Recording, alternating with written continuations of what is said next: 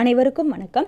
இன்னைக்கு நம்ம Wireman first year question bankல module 2 Wiring Joints and Soldering தான் பார்க்க போறோம். First question பார்க்கலாம். Which is called valence electron in an atom? ஒரு அணுல valence electron நம்ம எதை சொல்றோம் அப்படினு கேக்குறாங்க. ஒரு அணுல valence electron அப்படினு நம்ம எதை சொல்றோம்னு கேக்குறாங்க. So first valence electronனா என்ன அப்படின்றத பார்க்கிறதுக்கு முன்னாடி அணுனா என்ன அப்படின்றத தெரிஞ்சுக்கலாம். ஆட்டம் அப்படினா அணுன்னு சொல்லுவாங்க. ஸோ தமிழில் ஸோ அணுனா என்ன அப்படின்றத ஃபஸ்ட்டு தெரிஞ்சுட்டு வந்துடலாம்.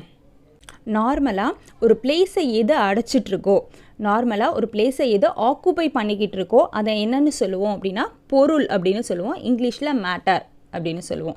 சரிங்களா? இது எப்படியெல்லாம் இருக்கலாம் அப்படின்னாக்கா திடநிலையில் இருக்கலாம், இல்லை திரவ நிலையில் இருக்கலாம், இல்லை வாயு நிலையில் இருக்கலாம். ஸோ திரவ வாயு நிலையில் ஒரு பிளேஸை எதோ ஆக்குப்பை பண்ணிகிட்ருக்கோ, ஒரு இடத்த எதோ அடைச்சிட்ருக்கோ அதை வந்துட்டு பொருள் அப்படின்னு சொல்லலாம். சரிங்களா? தென் இந்த பொருளை வந்துட்டு எப்படி குட்டி குட்டியாக பிரித்தோம் அப்படின்னாக்கா அது பல மூலக்கூறுகளால் ஆனது, அதாவது மாலிகூல்ஸ் ஆனது, பல்வேறு மூலக்கூறுகள், அதாவது நிறைய மூலக்கூறுகளால் ஆனது தான் ஒரு பொருள் அப்படின்னு சொல்கிறோம். இந்த மூலக்கூறுகளை நம்ம சின்ன சின்னதாக பிரித்தோம் அப்படின்னாக்கா அதை தான் நம்ம அணு அல்லது ஆட்டம்னு இங்கிலீஷில் சொல்கிறோம். அப்போ குட்டி குட்டியான அணுக்கள் எல்லாம் சேர்ந்தது தான் மூலக்கூறுகள். அந்த பல்வேறு மூலக்கூறுகள் எல்லாம் ஒன்றா சேர்ந்தது தான் ஒரு பொருள். எந்த பொருளாக இருந்தாலும் இதை டிவைட் பண்ணால் நம்ம கடைசியாக எதில் நிற்போம் அப்படின்னாக்கா அணுவால் தான் நிற்போம். எந்த ஒரு பொருளாக இருந்தாலும் ரொம்ப சின்னதாக டிவைட் பண்ணி பார்த்தோம்னா அதை தான் நம்ம என்னன்னு சொல்லுவோம், அணு அல்லது ஆட்டம் அப்படின்னு சொல்லுவோம். சரிங்களா? ஸோ இப்போ அந்த அணுவில் என்னென்னலாம் இருக்குன்னு பார்க்கலாம். ஒரு அணு அப்படின்னாக்கா அதில் 3 முக்கியமான விஷயங்கள் இருக்கும். என்னென்ன அப்படின்னா எலக்ட்ரான், புரோட்டான் அண்ட் நியூட்ரான். ஓகேங்களா? எலக்ட்ரான் அப்படின்றது வந்துட்டு எதிர்மின் சுமையுடையது. அதான் மேலே போட்டு மேலே வந்துட்டு மைனஸ் போட்டிருக்கு. அது மைனஸ் அப்படின்றது எது குறிக்குதுன்னா எதிர்மின் சுமையுடையது, நெகட்டிவ்லி சார்ஜ் அப்படின்னு சொல்லுவாங்க. புரோட்டான் பீன் போட்டு பாசிட்டிவ் போட்டிருக்கு பாருங்க. ஸோ இது வந்துட்டு நேர்மின் சுமையுடையது, பாசிட்டிவ்லி சார்ஜ் அப்படின்னு சொல்லுவாங்க. இந்த நியூட்ரான் அப்படின்றதுக்கு எந்த சார்ஜும் கிடையாது. சரிங்களா? எடை அப்படின்னு பார்த்தோன்னா புரோட்டானோட எடை தான் அதிகம். எலக்ட்ரானை விட எவ்வளோ அதிகம்? 1840 மடங்கு அதிகம். அடுத்து விட்டம்னு பார்த்தோன்னா எலக்ட்ரானோட விட்டம் தான் அதிகம். எவ்வளோ அதிகம்? புரோட்டானை விட 3 மடங்கு விட்டம் எலக்ட்ரானுக்கு ஜாஸ்தியாக இருக்குது. ஓகேங்களா? தென் அணுவோட உட்கரு, அதாவது நியூக்ளியஸ்னு சொல்லுவாங்க. அந்த உட்கருக்குள்ளே என்ன இருக்கும் அப்படின்னாக்கா ஒரு புரோட்டானும் நியூட்ரானும் இருக்கும். உள்ளக்கு என்ன இருக்கும்? ஒரு புரோட்டானும் நியூட்ரானும் இருக்கும். தென் அடுத்த அணுவோட அமைப்பு எப்படி இருக்கும் அப்படின்னு பார்த்துக்கலாம். அணுவோட அமைப்பு எப்படி இருக்குன்னா இங்கே சொன்ன இல்லையா, மையத்தில் எப்படி இருக்கும்? ஒரு புரோட்டானும் நியூட்ரானும் இருக்கும். அதை சுற்றி நீள்வட்ட பாதையில், இங்கே பாருங்கள், நீள்வட்ட பாதையில் எலக்ட்ரான்ஸ் வந்து சுற்றி வரும். ஸோ நீள்வட்ட பாதை தெரியுதுங்களா? ஸோ நீள்வட்ட பாதையில் எலக்ட்ரான்ஸ் சுற்றி வரும். ஸோ ஒரு அணுவோட மையத்தில் புரோட்டானும் நியூட்ரானும் இருக்கும். அதை சுற்றி நீள்வட்ட பாதையில் எலக்ட்ரான் சுற்றி வரும் அப்படின்றத பார்த்துட்டோம். புரோட்டான் என்ன சார்ஜ்? Positive charge. எலக்ட்ரான் என்ன சார்ஜ்? Negative charge. ஒரு ப்ளஸ் இருந்துச்சுன்னா கண்டிப்பாக அந்த இடத்துல ஒரு மைனஸ் இருக்கும் இல்லைங்களா? அதாவது opposite polarities are attracts each other அப்படின்னு படிச்சிருப்போம். எதிரெதிர் துருவங்கள் ஒன்று ஈர்க்கும் அப்படின்னு படிச்சிருக்கோம். ஸோ புரோட்டான் பாசிட்டிவ் சார்ஜ்னால அது சுற்றி வர எலக்ட்ரான் பார்த்திங்கன்னா negative charge. So positive negative என்ன ஆகும்? ஒன்று ஈர்த்து கொண்டே இருக்கும். ஸோ அந்த ஈர்ப்பு விசை பார்த்திங்கன்னா முதல் சுற்றுவட்ட பாதையில் கொஞ்சம் அதிகமாகவும், 2வது சுற்றுவட்ட பாதையில் கொஞ்சம் இதை விட கம்மியாகவும், 3வது சுற்றுவட்ட பாதையில் இந்த 2வது சுற்றுவட்ட பாதையை விட கம்மியாகவும் இருக்கும். ஸோ வெளியே போக போக தூரம் அதிகமாக என்ன ஆகும்? ஈர்ப்பு விசையின் அளவும் இங்கே குறையும். இந்த ஒவ்வொரு சுற்றுவட்ட பாதை சொல்லியிருக்காங்க இல்லையா, இதுக்கெல்லாம் ஒரு நேம் கொடுத்துருக்காங்க, அதாவது ஒரு லெட்டர்ஸ் கொடுத்துருக்காங்க. என்ன அப்படின்னாக்கா முதல் சுற்றுவட்ட பாதைக்கு கே அப்படின்னும், 2வது சுற்றுவட்ட பாதைக்கு எல் அப்படின்னும், 3வது சுற்றுவட்ட பாதைக்கு எம்னும், 4வது சுற்றுவட்ட பாதை என்னும், அப்படியே ஓபி அப்படின்னு சொல்லிட்டு லெட்டர்ஸ் கொடுத்துருக்காங்க. ஒவ்வொரு சுற்றுவட்ட பாதைக்கும் ஒரு லெட்டர்ஸ். ஓகேங்களா? ஸோ இப்போ முதல் சுற்றுவட்ட பாதையில் எத்தனை எலக்ட்ரான்ஸ் இருக்கலாம், 2வது சுற்றுவட்ட பாதையில் எத்தனை எலக்ட்ரான்ஸ் இருக்கலாம்னு ஒவ்வொரு சுற்றுவட்ட பாதையில் உள்ள எலக்ட்ரான்ஸோட எண்ணிக்கையை எவ்வளோ இருக்கலாம் அப்படின்றத ஃபிக்ஸ் பண்ணுறதுக்காக ஒரு ஃபார்முலா கொடுத்துருக்காங்க, 2n² அப்படின்னு சொல்லிட்டு. ஸோ முதல் சுற்றுவட்ட பாதை எத்தனை? n=1. என்னன்றது சுற்றுவட்ட பாதை, n=1ன்னு சப்ஸ்டியூட் பண்ணோம். 2 × 1² = 2. அப்போ k அப்படின்ற ஃபஸ்ட்டு சுற்றுவட்ட பாதையில் எத்தனை எலக்ட்ரான்ஸ் இருக்கலாம்? 2. n=2ன்னு சப்ஸ்டியூட் பண்ணுங்கள். 2வது சுற்றுவட்ட பாதையில் 2 × 2² = 8. இப்போ 2வது சுற்றுவட்ட பாதை எல்லில் 8 எலக்ட்ரான்ஸ் இருக்கலாம். n=3. 2 × 3² = 18. 3வது சுற்றுவட்ட பாதை எம்மில் எத்தனை எலக்ட்ரான்ஸ் இருக்கலாம்? 18 எலக்ட்ரான்ஸ் இருக்கலாம். அடுத்து n=4. 2 × 4² = 32. ஸோ அப்போ நான்காவது சுற்றுவட்ட பாதையில் எத்தனை எலக்ட்ரான்ஸ் இருக்கலாம் 32 n = 32 அப்படின்னு சொல்லிட்டு நம்ம கால்குலேட் பண்ணிக்கலாம் அடுத்தடுத்த சுற்றுவட்ட பாதைக்கு. நம்ம என்ன பார்த்தோம் முதல் சுற்றுவட்ட பாதை கேல எத்தனை எலக்ட்ரான்ஸ் இருக்கலாம் 2 எலக்ட்ரான்ஸ், ரெண்டாவது சுற்றுவட்ட பாதை கே எல்லில் 8 எலக்ட்ரான்ஸ், மூணாவது சுற்றுவட்ட பாதை எம்மில் 18 எலக்ட்ரான்ஸ், நாலாவது சுற்றுவட்ட பாதை எண்ணில் 32 எலக்ட்ரான்ஸ் இருக்கலாம் அப்படின்னு சொல்லிட்டு பார்த்தோம் இல்லைங்களா. ஸோ இதில் நீங்கள் இப்படி சுற்றுவட்ட பாதை ஞாபகம் வச்சுக்கிறது பதிலாக ஒரு பில்டிங்காக நீங்கள் ஞாபகம் வச்சுக்கோங்க. அதாவது ஒரு பில்டிங்கோட கிரவுண்ட் ஃப்ளோரை விட்டுருங்க, அது பார்க்கிங்க்குன்னு. ஃபர்ஸ்ட் ஃப்ளோரில் எத்தனை பேர் இருக்கலாம் அப்படின்னாக்கா 2 பேர் தான் இருக்க முடியும் ஓகேங்களா. செகண்ட் ஃப்ளோரில் எத்தனை பேர் இருக்கலாம் 8 பேர் இருக்கலாம். தேர்ட் ஃப்ளோரில் எத்தனை பேர் இருக்கலாம் 18 பேர் இருக்கலாம். ஃபோர்த் ஃப்ளோரில் எத்தனை பேர் இருக்கலாம் 32 பேர் இருக்கலாம். ஸோ நீங்கள் அப்படியே ஜஸ்ட் இமேஜின் பண்ணிக்கோங்க, ஒரு பில்டிங் இருக்குது, ஃபர்ஸ்ட் ஃப்ளோரில் 2 வீடு தான் இருக்குது, செகண்ட் ஃப்ளோரில் 3 வீடு தான் இருக்குது, தேர்ட் ஃப்ளோரில் 18 வீடு தான் இருக்குது, ஃபோர்த் ஃப்ளோரில் 32 வீடு தான் இருக்குது.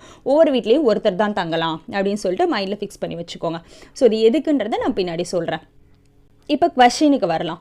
கொஸ்டின் என்ன கேட்டிருக்காங்க, which is called valence electron in an atom. ஒரு அணுவில் வேலன்ஸ் எலக்ட்ரான்னா என்ன அப்படின்னு கேட்டிருக்காங்க. ஸோ இவ்வளோ பார்த்தோம்ல, இதில் கடைசி சுற்றுவட்ட பாதை, அதாவது நீங்கள் உங்களுடைய அணு அமைப்பில் கடைசி சுற்றுவட்ட பாதையில் எத்தனை எலக்ட்ரான்ஸ் இருக்குது அப்படின்னு பார்க்கணும். அந்த எலக்ட்ரான்ஸோட எண்ணிக்கை தான் என்னன்னு சொல்கிறாங்க வேலன்ஸ் எலக்ட்ரான்னு சொல்கிறாங்க. இப்போ கடைசி சுற்றுவட்ட பாதையில் சப்போஸ் உங்களுக்கு 5 எலக்ட்ரான்ஸ் இருக்குன்னா வேலன்ஸ் எலக்ட்ரானோட எண்ணிக்கை எத்தனை 5. இதே இது கடைசி சுற்றுவட்ட பாதையில் 3 இருக்குது அப்படின்னாக்கா number of valence electron in an atom வந்துட்டு எத்தனை 3 அப்படின்னு சொல்லலாம் ஓகேவா. ஸோ இப்போ வேலன்ஸ் எலக்ட்ரான்னா என்ன, கடைசி சுற்றுவட்ட பாதையில் உள்ள எலக்ட்ரான்களின் எண்ணிக்கை. That is number of electrons in an outermost orbit. அதை தான் என்னன்னு சொல்கிறோம் வேலன்ஸ் எலக்ட்ரான் அப்படின்னு சொல்கிறோம். உங்களுக்கு புரிஞ்சுதா? இப்போ கொஸ்டினில் பாருங்கள், which is called valence electron in an atom. என்ன சொன்னோம், கடைசி சுற்றுவட்ட பாதையில் உள்ள எலக்ட்ரான்களின் எண்ணிக்கை, number of electrons in an outermost orbit, அதாவது கடைசி வெளிவட்ட பாதையில் உள்ள எலக்ட்ரான்களின் எண்ணிக்கை. இதுதான் என்னன்னு சொல்கிறாங்க வேலன்ஸ் எலக்ட்ரான்னு சொல்கிறாங்க. Option D answer. Then next question பார்க்கலாம். How many electrons are in copper atom. ஒரு காப்பர் அணுவில் எத்தனை எலக்ட்ரான்ஸ் இருக்குது அப்படின்னு கேட்குறாங்க. என்ன கேட்குறாங்க, ஒரு காப்பர் அணுவில் எத்தனை எலக்ட்ரான்ஸ் இருக்குது அப்படின்னு கேட்குறாங்க.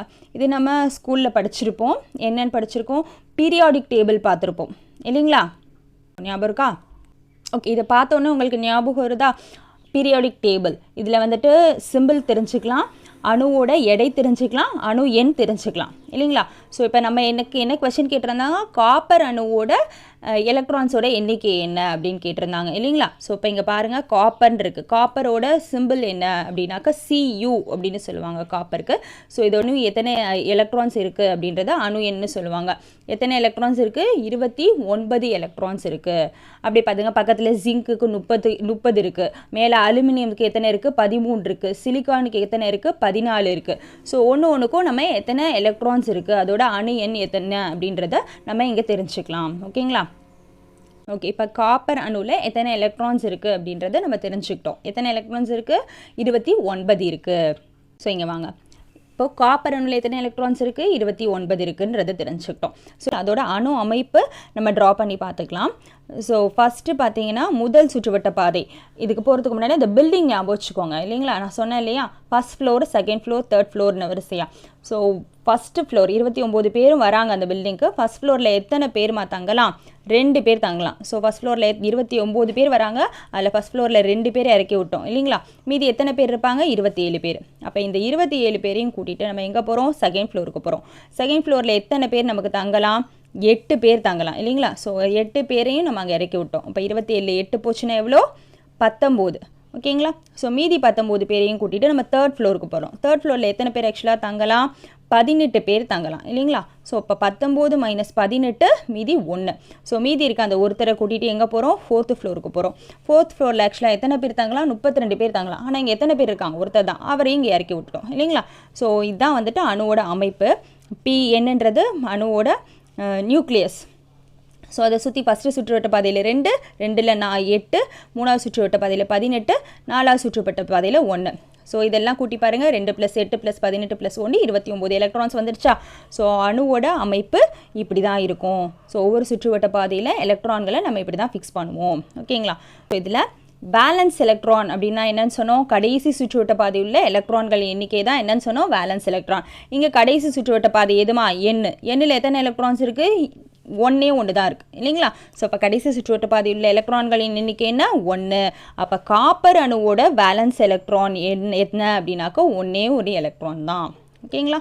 ஸோ இப்போ காப்பர் அணுவோட எலக்ட்ரான்களின் எண்ணிக்கை அப்படின்னாக்க 29. காப்பர் அணுவோட வேலன்ஸ் எலக்ட்ரானோட எண்ணிக்கை என்ன அப்படின்னா 1 அப்படின்றத நம்ம தெரிஞ்சுருக்கணும். ஓகேங்களா. ஓகேம்மா, உங்களோட இன்னும் கொஞ்சம் கிளாரிட்டியாக தெரிஞ்சுக்கிறதுக்காக அலுமினியம் அணுவோட எலக்ட்ரானை வச்சு அணு அமைப்பு நம்ம கொஞ்சம் ட்ரா பண்ணி பார்க்கலாம். சரிங்களா. அலுமினியம் அணுவில் எத்தனை எலக்ட்ரான்ஸ் இருக்குன்னு பார்த்தோம், 13 எலக்ட்ரான்ஸ் இருக்குன்னு பார்த்தோம். ஸோ 13 பேர் அந்த பில்டிங்க்கு வரதா நீங்கள் இமேஜின் பண்ணிக்கோங்க. ஸோ ஃபஸ்ட் ஃப்ளோரில் 13 பேரில் எத்தனை பேர் இறக்கி விடலாம், நம்ம 2 பேர் இறக்கி விடலாம். ஸோ 13ல் 2 போச்சுன்னா 11. இப்போ செகண்ட் ஃப்ளோருக்கு எத்தனை பேர் கூப்பிட்டு போகிறீங்க, 11 பேர். 11 பேரில் செகண்ட் ஃப்ளோரில் எத்தனை பேர் தங்கலாம், 8 பேர். ஸோ 11ல் 8 போச்சுன்னா 3. ஸோ தேர்ட் ஃப்ளோரில் எத்தனை பேர் தங்கலாம் அப்படின்னு பார்த்தீங்கன்னா 18 பேர் தங்கலாம். ஆனால் இங்கே இருக்கிறது 3 பேர். ஸோ 3 பேரை இறக்கி விட்டாச்சு. ஸோ அலுமினியம் அணுவோட அணு அமைப்பு என்ன, இதுதான். இங்கே பார்த்தீங்கனாலே தெரியும் இல்லைங்களா, இதுதான் அலுமினியம் அணுவோட அணு அமைப்பு. ஸோ 2 + 8 + 3 எத்தனை, 13. ஓகே இல்லைங்களா. ஸோ அப்போ அலுமினியம் அணுவோட எலக்ட்ரான்களின் எண்ணிக்கை 13. இதில் வேலன்ஸ் எலக்ட்ரான்களின் எண்ணிக்கை எங்கம்மா, எவ்வளோ சொல்லுங்கள் பார்க்கலாம். கடைசி சுற்றுவட்ட பாதை உள்ள எலக்ட்ரான்களின் எண்ணிக்கை தான் என்னது, வேலன்ஸ் எலக்ட்ரான். ஸோ இப்போ அலுமினியத்தில் கடைசி சுற்றுவட்ட பாதை எது, எம்மில் எத்தனை எலக்ட்ரான்ஸ் இருக்குது, 3 எலக்ட்ரான்ஸ் இருக்குது. So number of electrons in aluminium ஆட்டம்னு கேட்டாங்கன்னா 13. Number of valence electron in aluminium ஆட்டம்னு கேட்டாங்கன்னா 3. சரிங்களா.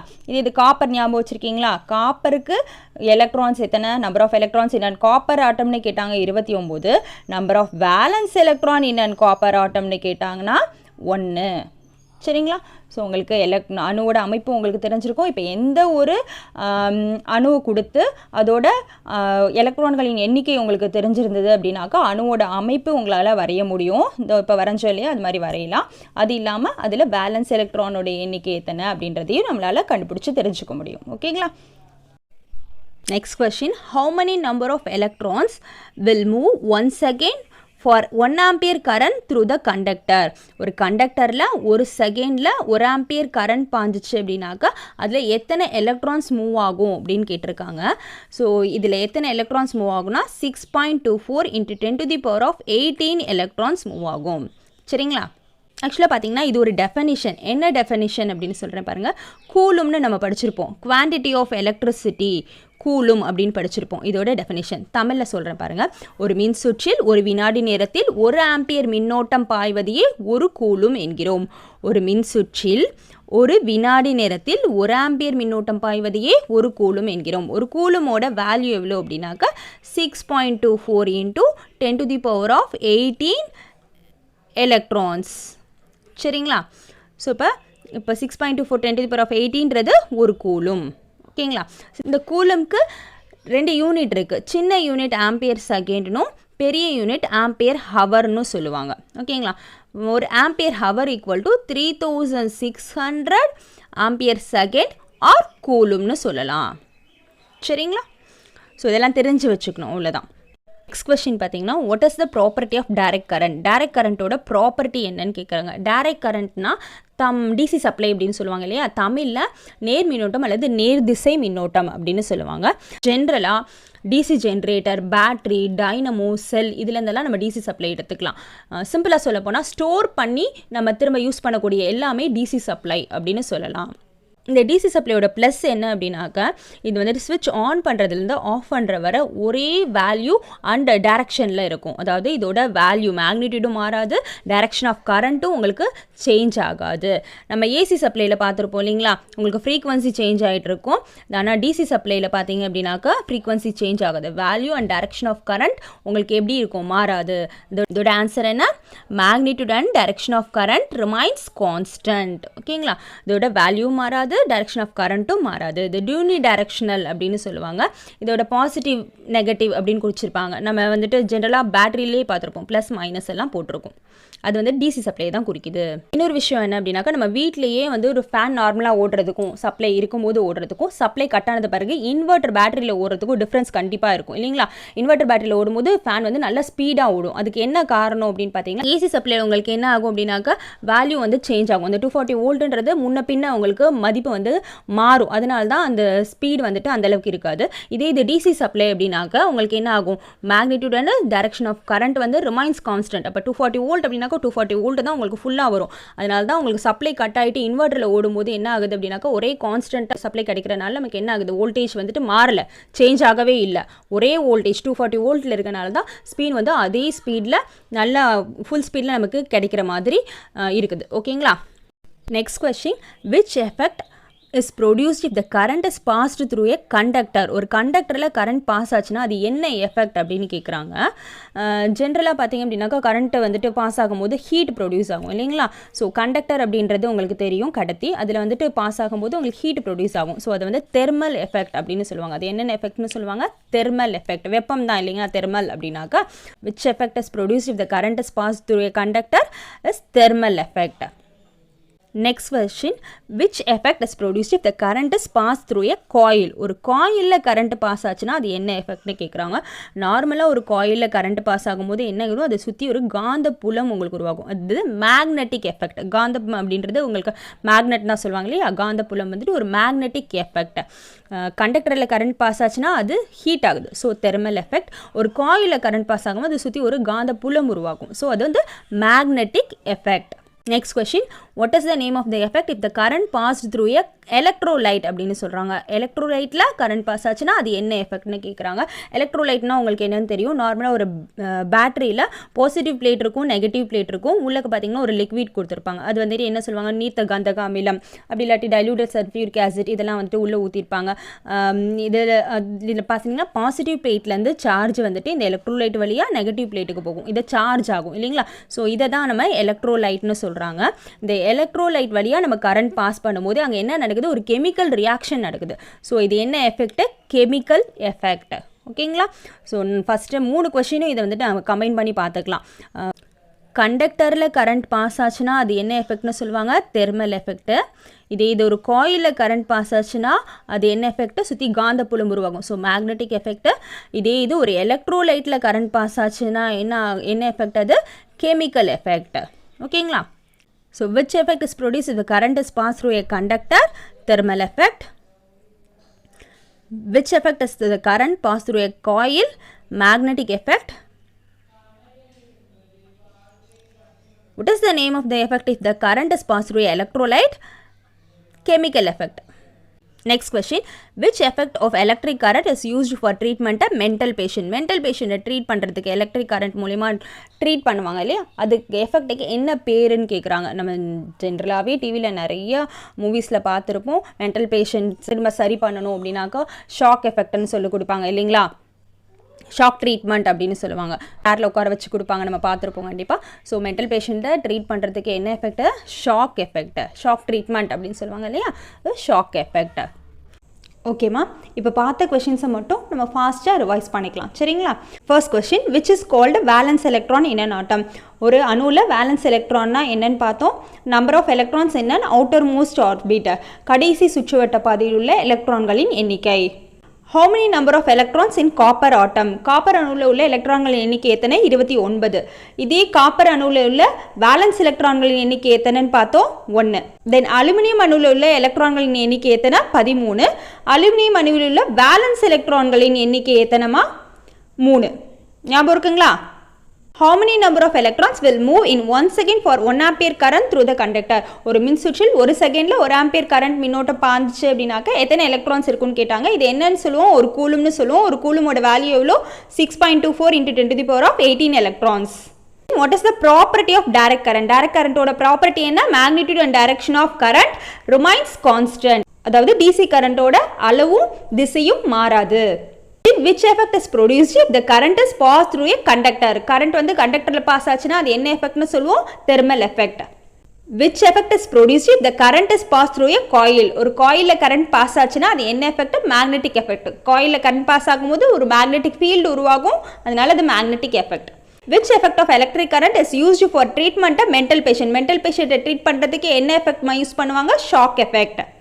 What is the name of the effect if the current is passed through electrolyte? electrolyteல current pass ஆச்சுன்னா அது என்ன எஃபெக்ட்னு சொல்லுவாங்க, chemical effect. ஓகேமா, இந்த செட்டில் 21 to 28 கொஷின்ஸ் நம்ம பார்த்தோம். இது புரிஞ்சிருக்கும்னு நம்புகிறேன். ரிமைனிங் கொஷின்ஸ்லாம் நெக்ஸ்ட் வீடியோவில் நம்ம பார்க்கலாம். ஓகேங்களா? தேங்க்யூ.